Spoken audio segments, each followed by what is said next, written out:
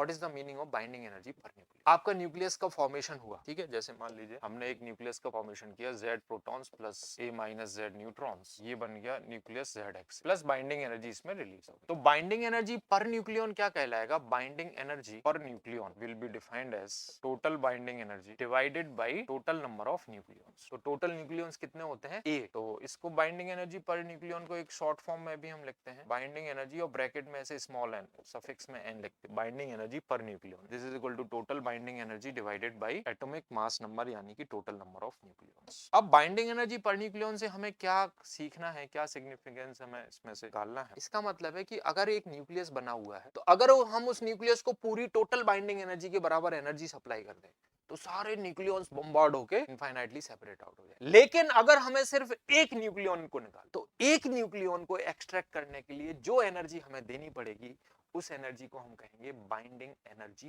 पर nucleon. Binding energy पर nucleon is the amount of energy required to extract one nucleon, either proton or neutron, from a nucleus. Binding energy per nucleon can be defined as amount of energy required to extract one nucleon from a nucleus. अब बहुत important point, किसका nucleus ज्यादा stable है will be decided by this factor, binding energy per nucleon.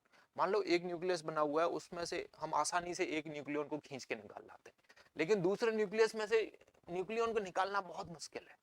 तो कौन सा ज्यादा stable nucleus कहलाया? जिसकी बाइंडिंग एनर्जी पर न्यूक्लियन ज्यादा है, ठीक है, कंपैरिजन हो रहा है अगर, तो stability of A nucleus is decided by binding energy per nucleon value. Interesting बात, सबसे ज्यादा स्टेबल अगर कोई न्यूक्लियस है पीरियोडिक टेबल, तो वो है iron 56। Iron 56 is the most stable nuclei in the entire periodic table.